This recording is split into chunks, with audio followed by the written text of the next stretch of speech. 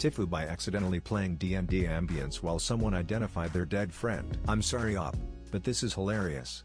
While the two people grieving may or may not be unhappy about that experience, I'm hoping they'll get a good chuckle out of this years later. Lol. Mortified. Today you slightly messed up in a completely understandable way that I'm 100 sure they didn't really mind. And nobody thought to buy a healing potion? My best friend told me the story of how when at the funeral or wake, I can't fully recall of her young nephew, the mother's ringtone went off, which happened to be Bring Out Your Dead from Monty Python.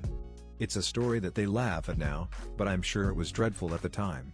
I feel like while the unintended horror of what you did will eventually become a frequently told story for those friends. A mortified mortician.